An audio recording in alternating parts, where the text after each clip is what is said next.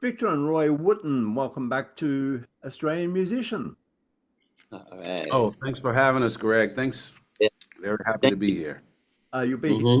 be here in February next year during our summer. It's winter there in America. Victor, you're busy this week. You're off on the road with the Flecktones. Yeah, Roy and I are with Béla Fleck and the Flecktones, and we actually have a day off today, the first one of the tour. We are in Buffalo, New York, where it's very cold and snowy, Okay. and so we are envious of your summertime coming up. And, but we're having a great tour, great fun tour. It's our holiday tour. We have a lot of guests with us, even the Tuvan throat singers from Tuva in Siberia. A lot of fun. Jeff Coffin, of course, Roy. Great mandolin player named Sierra Hull is with us. We're having a lot of fun.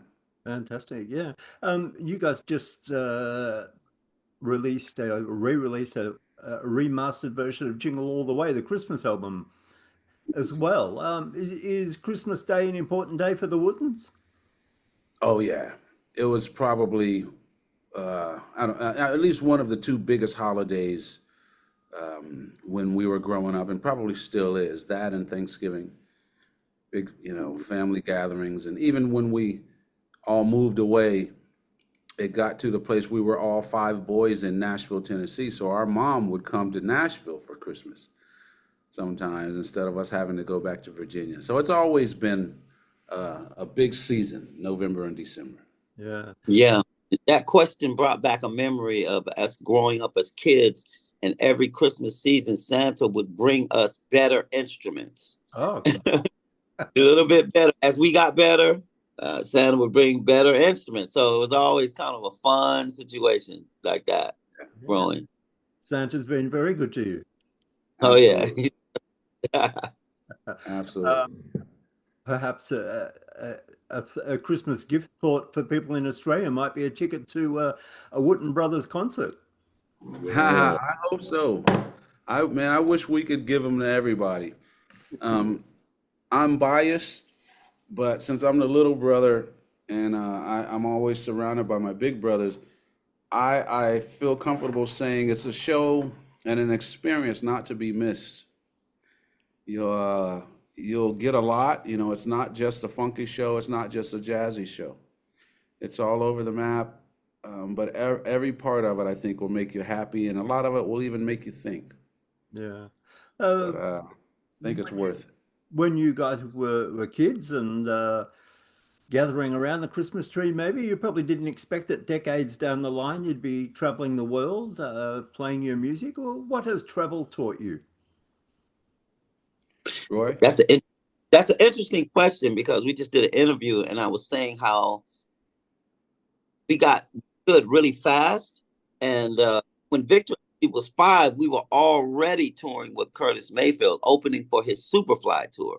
Yeah. So experiencing on a professional level for a long time before we do it, before we even knew we wanted to travel the world and stuff like that, we were sort of in the of our talent and our life calling taking us on a journey, and we're still on that journey. Yeah. Yeah. Our mom had a saying. She would say, "You boys are already successful. The rest of the world just doesn't know it yet." So, as kids, I don't think we were waiting.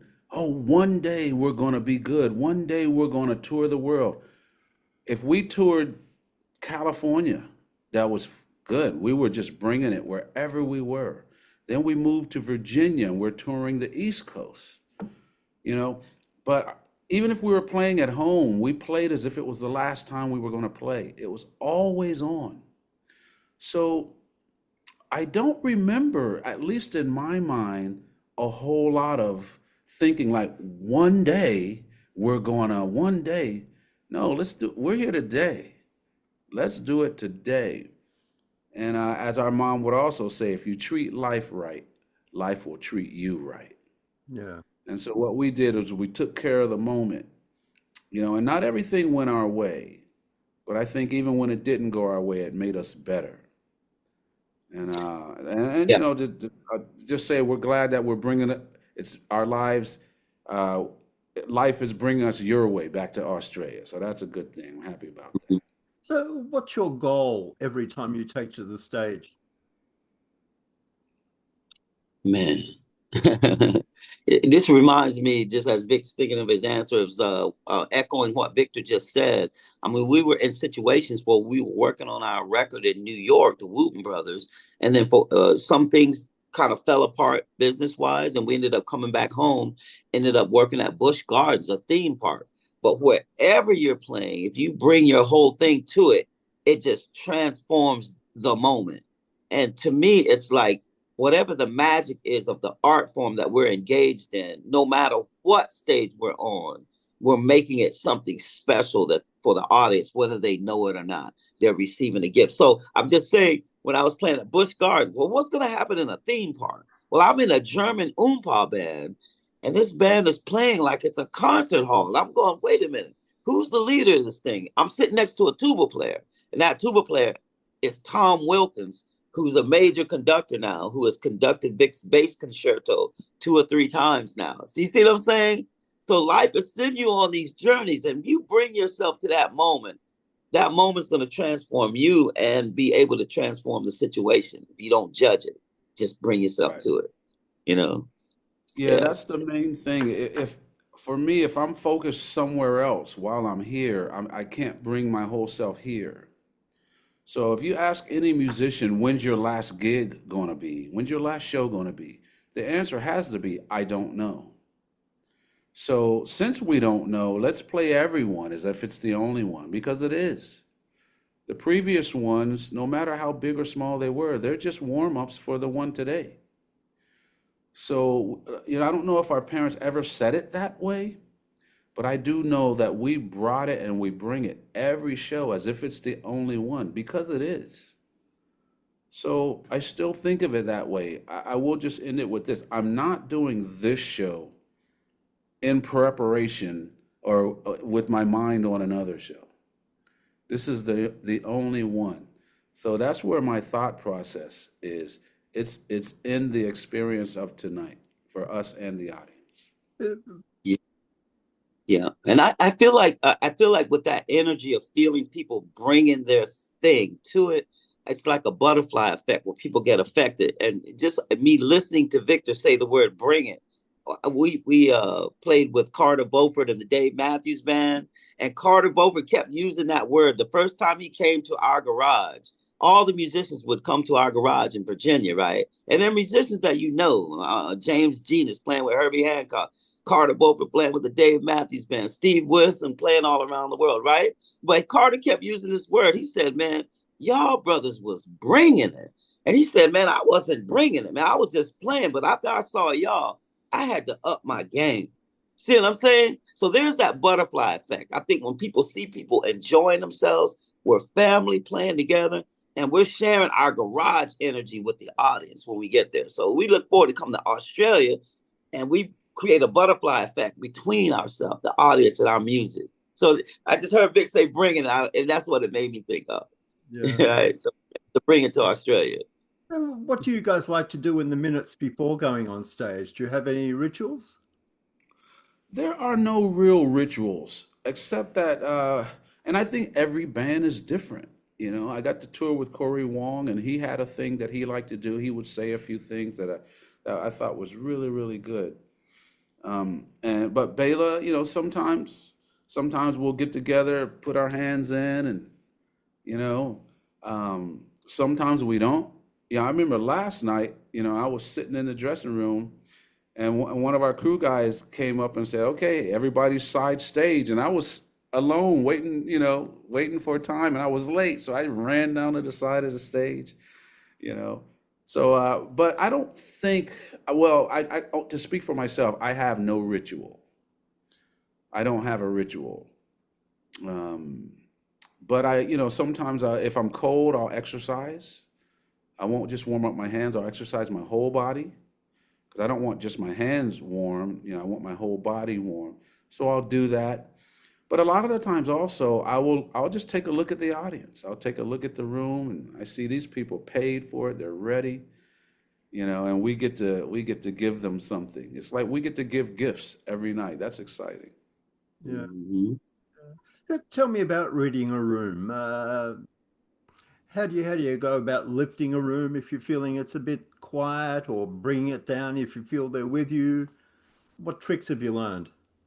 Hmm. Yeah, I mean, I definitely have some thoughts about that. I know Roy does. Um, but I'll just say this, it's a lot like when you sit down to talk to someone, or if you meet your friend and okay, something's up or whatever.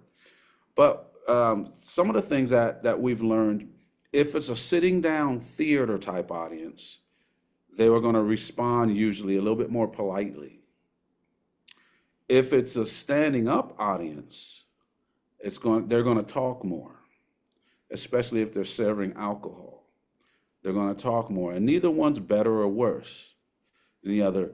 If it's a half and half audience, like last night, some of the people in the front were sitting, and even in the balcony, but behind the seats were some standing room, so we had a little bit of both. It also depends on if there was an opening act. What did the opening act do? For me personally, I want to make sure I know so that we don't come out and try to do the same thing. Give them something different. Compliment, you said, Roy? Yeah, to try to complement what the audience is receiving. Mm-hmm. Yeah. Yeah. Like if the opening band ended, real heavy duty or rocking, we may not want to try to start there. Maybe we ease into it, or vice versa. So there's a whole lot into reading an audience, and I don't know that you're always right when you read it, but it's an ongoing thing. We will often have times change our set list and say, this ballad won't work tonight as well. They're too noisy or whatever. But it's an ongoing process of reading the audience, and that just comes from doing it over and over. But if you think about reading anybody you sit down to lunch with, we do it all the time. We can read people from across the room. It's taking those same skills and applying it to your audience. Yeah. Hmm. And when you use the word, what tricks have you learned? I think with us being at it so long, we got a chance to learn certain things from James Brown, like when you hear him talk about on the one, whatever beat that you play, one, dun, dun, four, boom, and you hit that one with a little bit of extra punch. That's a James Brown little trick that gives something a little bit of extra something, and you can use that in fusion music or anything. And so this little dance trick his thing. But another trick is Curtis Mayfield. I think playing with Curtis Mayfield when we were young. Big, I believe you were like 5 when he was on stage opening for Curtis Mayfield. They were just so musical. And the tricks of using dynamics to pull people into your message. Like you can use dynamics to actually just pull them there, like jerking on their clothes with dynamics. And that's a Mm. trick that's a beautiful musical thing that I have to use all the time, especially if I'm playing electronic drums. Because with acoustic drums, I can just dominate the room a lot of times easier. But with electronic drums, I have to use everything that I learned from Curtis Mayfield about shaping a musical phrase with dynamics. So there's beautiful musical tricks like that, you Yeah. know. Um, Mhm. Yeah. you're alluding to your gear there, Roy. What's your current setup on stage? Depending on where we are, like right now, my drum set is actually made from a guy from Australia, Michael Turner, who has a company called Mother Tone, and he's created a custom Schleichman drum set for me. Don Schleichman is also from Australia. He has custom pedals and stuff. So I'm using these Schleichman acoustic drums that have F holes cut into the shells, just like violins, so that the drums can breathe. So it's kind of different take on it. And then I'm creating a brand new drumitar, which has inspired the Zen Drum company. And I have to give a shout out to the Zen Drum company because there's a whole family of people now that are playing drums using their fingers as well as playing regular drums, and they've helped me to build all of my prototypes. So when I come to Australia, you'll see me with the EXP Zen drum model, which is a model where I actually play it upside down. Okay. Okay. They made it to play this way and they handed it to me and I just played it upside down and they didn't tell me. And they said, man, if you can play it like this, we're not going to say anything. And now they make one upside down like that. The EXP model for experience. So I'll be bringing the experience Zendrum model over there for you. Yeah. And Greg, just so you and the listeners know, Roy plays part acoustic with one hand, but in most of the show, he's playing an electronic drum set with little sensors and pads, playing with all his fingers, and it looks like it came from Star Trek or something. And you'll hear the drums, but you don't see where it's coming from until he picks up a stick and plays the drum set with one hand and the electronic with the other. So it's totally futuristic, hence the name Future Man. That's what they call him on stage. Victor, I saw a video on your social media of you at the Fodera factory. Have you made any new bass acquisitions? Yeah, yeah. On the tour that I'm on right now, I brought out a couple of things that I don't usually do. I usually just play a 4-string fretted. But I have a Fodera 6-string that I've had for 21 years and no one's ever seen me play it out. I've recorded with it, but I brought it on this tour and I've been playing it. But the most strange thing is a bass that I bow, that I call a bow bass. And it's a fretless bass that I hold just like a bass, but it's got a curved fingerboard. And I take a bow and I bow down towards the ground and up. And I just use it on one song on this tour. But I've used it on a couple concertos that I wrote. I co-wrote the first concerto, and I solo wrote the second one.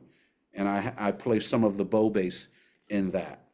So it's still something that I'm learning. It's a total new way of bowing, totally new instrument, but it's made by Fodera also.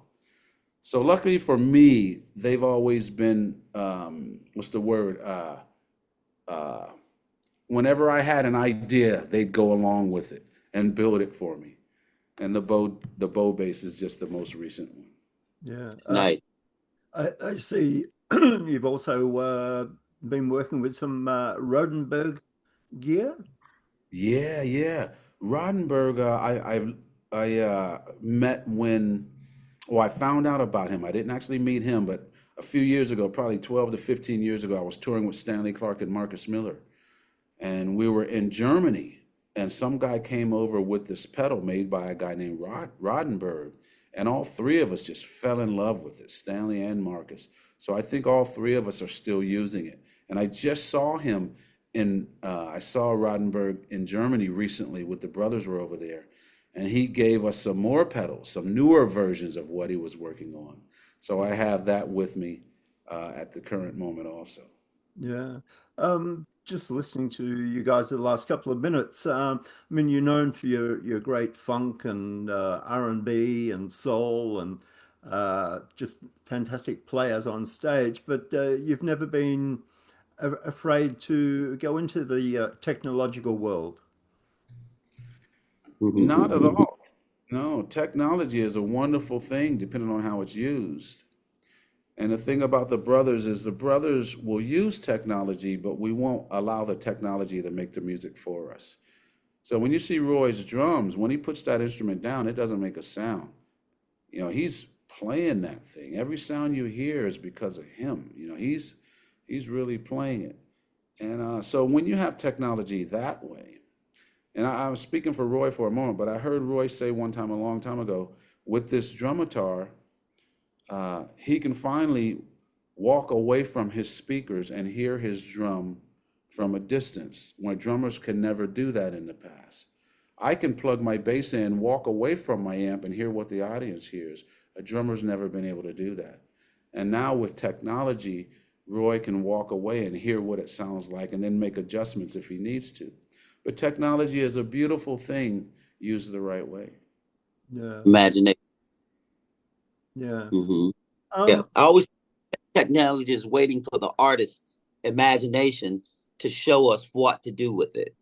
You know, You know, if you have a military mind, you know what I can do with it military wise. But an artist may be able to give you something. What can we do with this technology? You know what I mean? You put a needle on a record. It's supposed to make a scratching sound. And we get music from a needle scratching a record. You know what I mean? That's art. And so I think art, it has this big microphone that's showing the world what's possible that we can do, with each other to celebrate each other. Yeah. Yeah. The electric bass can have such a deep sound, and the audience can feel it in their chest as well as the drums. It can shake the walls. What's the ideal room for you guys in regard to acoustic properties? Um, wow, it really depends on the I don't know what the word I'm looking for, but as an example, if it's a outdoor music theater, I mean outdoor music festival, the jazz room is probably not the best, thing. It needs to be loud and boomy, and there's a certain type of venue for listening, a different type of venue for dancing, and another one, for a festival, a music festival. So I don't know what's best. I just know I'm glad, and I think Roy would be the same, that we get to do all of them. If I had Hmm. to do the perfect one all the time, I'd probably be bored. But sometimes it's not the best, and which makes the best even better. But I think music will fit in any room, and I'm glad we get to play a lot of them. Yeah. Yeah. Yeah. If I just underline what Vic just said again, like he was saying, when I pick up the instrument, it's you playing that instrument. So in each situation, we can adjust our touch or the mutedness of the sound and adjust for that room, and that helps to make a different magic for every night. When Vic was talking, I just remembered being a kid. Right, you're playing the drums, and when I realized that you don't have to hit the drums hard every time, like jazz drummers know how to hit like they're hitting hard, but they're hitting the drums soft. It's like, man, how are they doing that? You know what I mean? Or like you're playing classical music, they got dynamics. You're supposed to play the snare drum triple pianissimo. It's like, how are you doing that? You see what I'm saying? And so all of those, we're still building on that. And for each room, it calls for all of your bag of understanding for music of what to bring to that night. And that's what makes it fun, like Victor was saying. Yeah. We're quickly running out of time. I'll just finish with this one. Over the last 24 hours, we've lost a couple of great musicians, Steve Cropper and Phil Upchurch. Have you guys ever played with any of those guys? I've never played with either one of those, but been influenced by both and many more. Yeah, Yeah. yeah. Yeah, I We, met Jack. say it Uh, again. I said I met Jack DeJohnette, who recently passed away. Yeah. We met. Uh, yeah, he wanted to play my Zendrum. Yeah. Yeah, Yeah. yeah. Yeah, I actually was able to get kind of close with Jack DeJohnette, spend a night at his house, and because I met him playing solo bass, Roy, at the Slice of Life, Uh-huh. and he was just so into it. That was a solo bass gig. I was playing at a health food restaurant back in the early '90s and or late '80s, and nobody was doing that. So it got some attention of some great people that I got to meet. But Hmm. we're losing a lot of great ones, but we don't have to lose their music and their gifts and their essence. As Hmm. again to quote our mom, mom was saying, "Ain't none of us getting out of here alive, but we can keep what these people gave us alive, and we can become better because they were here." And I think that's one of the best ways of keeping someone alive is to keep them alive in us. And we're doing our best to carry on the tradition of Yeah. all these greats. Hmm. All right, Yeah. guys. Well, it's been great to chat, and we look forward to seeing you down here very soon. And Roy, thanks for joining us as well. Yeah, it's a very real pleasure to be here and looking forward to coming back to your beautiful country again. And we're coming out of winter, so we're gonna be ready for that sunshine. Yeah, Greg, make sure if you're around, please find us. Come say hello. Yeah. Thanks, guys. Yeah. Thank Thank you. you. Cheers. All right. Bye-bye.